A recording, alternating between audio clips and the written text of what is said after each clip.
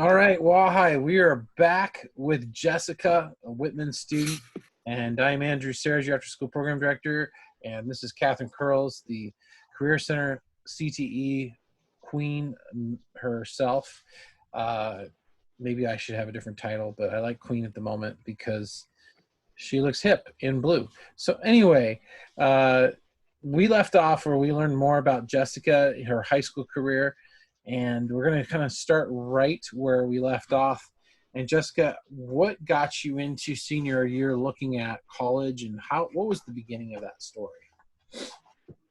For me, I was a swimmer, and so I wanted to swim in college. And over the summer before high school, like senior year started, I met a coach for the community college that I ended up going to.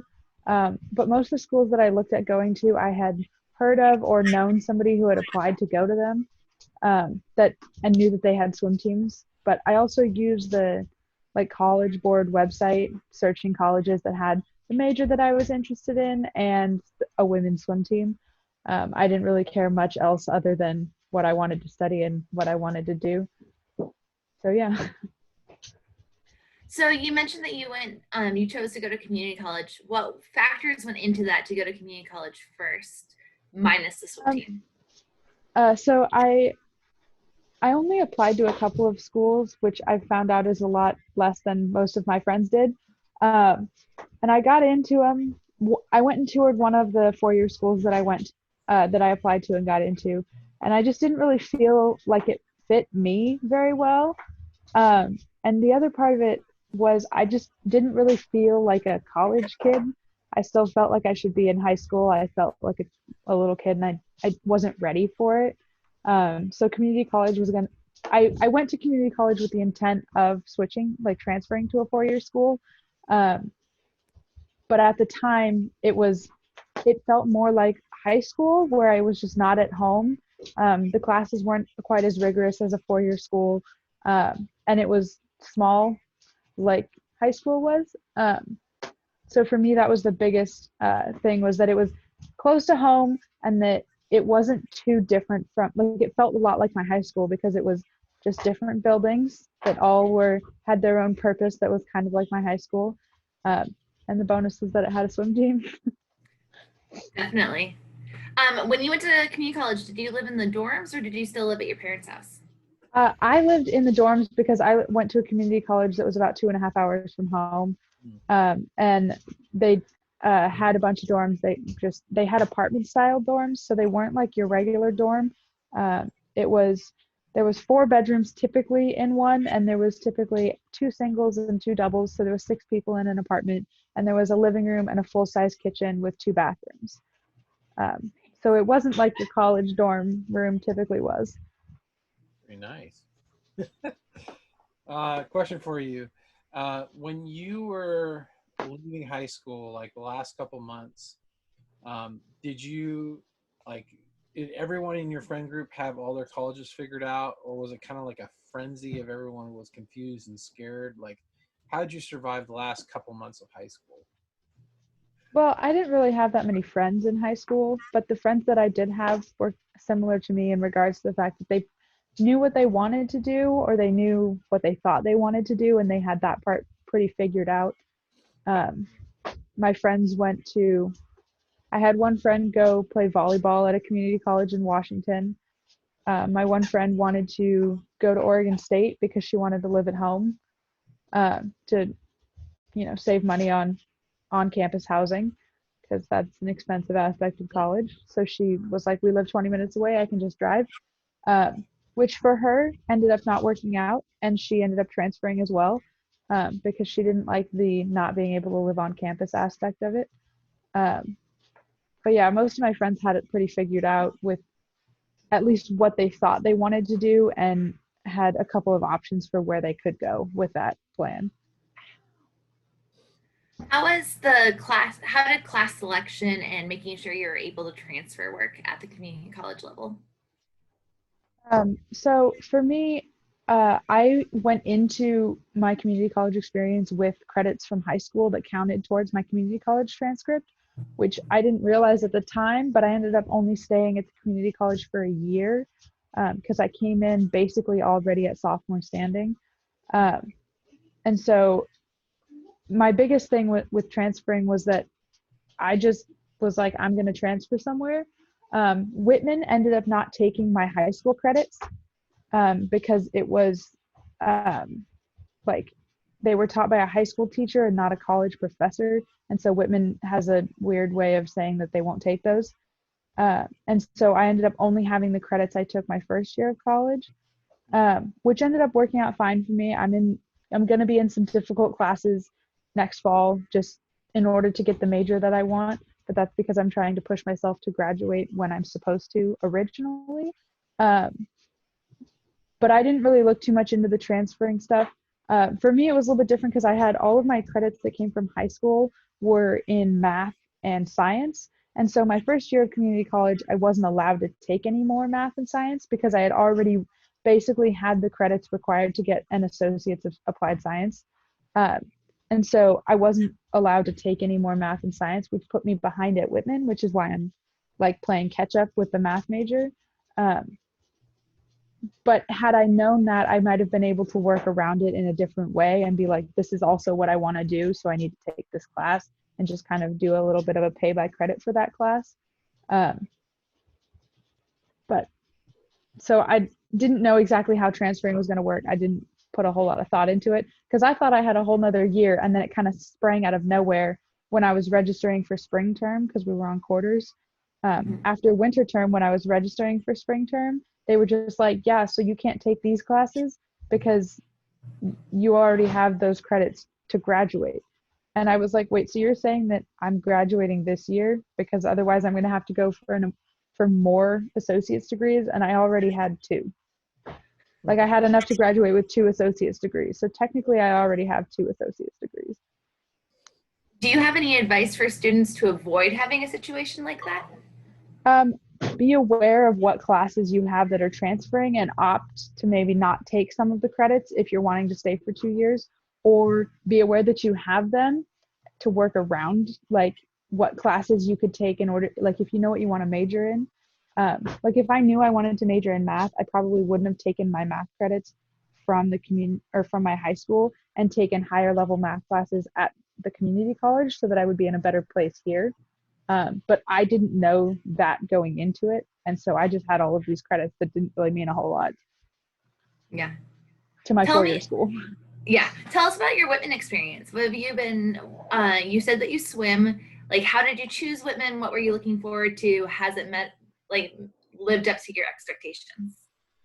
Yeah, so I had never heard of Whitman before my freshman year of college, which is ironic because I live like 5 hours from Whitman. But my first year of college, we were at this swim meet up in Tacoma with one of the schools there. It's an invitational that Whitman was also at. And I saw them and I was like, they're swimming fast and having fun. Like, I want to go there because I've always, like, swimming fast and having fun is the most important thing. Because for me in high school, my coaches didn't care about winning. They were just like, we just want to have fun. And Jen's motto is winning is fun. And so for me, I was like, having fun and swimming fast is like the greatest thing. So I want to go there. And I set up like a tour recruitment trip there. And as soon as I got there, it sounds corny, but like people always tell you, like when you go to a college campus, like you'll like feel it. And I got there and I hadn't felt that before, even at my community college. And I got there and I was like, I want to go here. Like this feels like somewhere that I should be. And so as soon as I got there, like I didn't really even see anything else, but like as soon as I saw like the little, I got to read to get picked up by my host, and I was like, I'm going here. Like this is the place I'm going. It feels like where I should be. And it's great. Everybody's great. I love the small atmosphere of like knowing people and people knowing you and not being like in a lecture hall of people. Because like for me, the small classes, getting to know your professor one-on-one is important. My friend that I was telling you about that went to Oregon State, for her, it didn't work out because you're in a lecture hall of 600 people and you're just a number to the professor. They don't truly know who you are.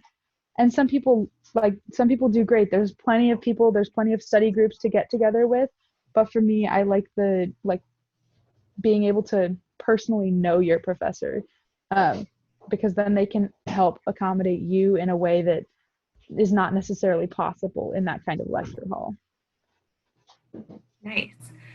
Socially, I've talked to students who have transferred before from the community college to 4-year. What are the pros and cons, like socially? Do you feel like you missed out on freshman year, or have you like found your group of people? Yeah, it's a little bit tricky. When I transferred to Whitman, they have a program for transfer students. So when the transfer students come in, they have, like, they took us to the pool one day, they took us bowling, they had a lunch where we met with past transfer students. And they tend to house the transfer students together. So you do feel a little bit isolated.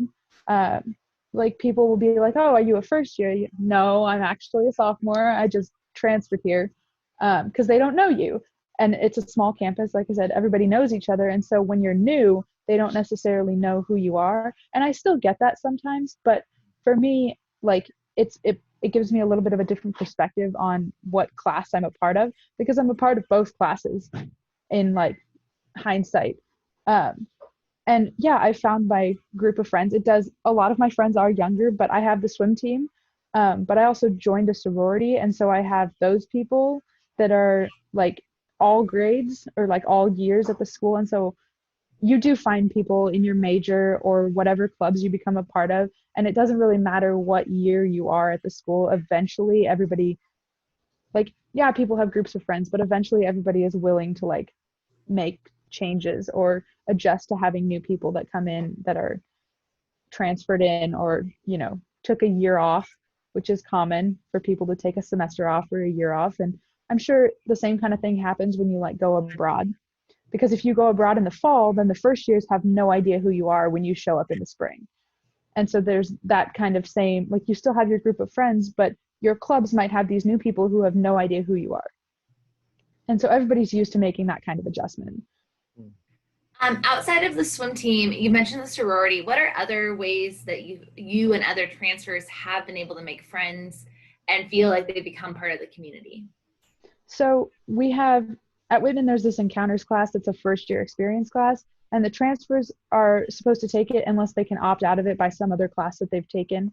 For us, they put all of us in a transfers only class, but that didn't end up working out because all of us basically petitioned to get out of it because we were able to. So now they just incorporate them into the first year classes, which is kind of, rough because you get put in with the first years, but it's a way to meet people there. Meeting people through, like, your major classes, like, if you know what you're majoring in when you transfer in, the major classes are a good way, because, like, one of my classes for my major last semester was 6 people. And so I got to know those 6 people from my major, which, like, puts that group of people into your, like, if you have questions to ask about the major, then you can go to them. Or if you haven't declared and you're wondering who your advisor could be, you can ask them about that kind of thing. So just classes in general, because the classes aren't subjective to only, like, this year or only this major. A lot of them are everyone, or people who are looking to decide their major. So there's just classes in general are a good way to get to know people. Andrew, you have questions? I do, but I loved your questions. They're really good.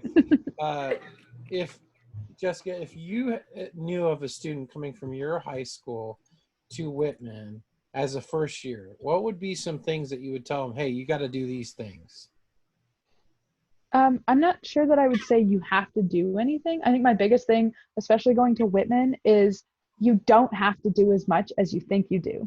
Because there's this culture, I think, on most college campuses, because I kind of noticed it at my community college as well, but everybody feels the need to do everything, and you don't have to do it. The biggest thing at Whitman is there's this, like, activities fair in the fall once the first years have got acclimated to classes a couple weeks in, and it's like the outdoor program and all the different clubs that you can be a part of, and, like, the bicycling team or any of the intramural sports that you can do. Mm-hmm. And people sign up for all of these things and then they can't do it.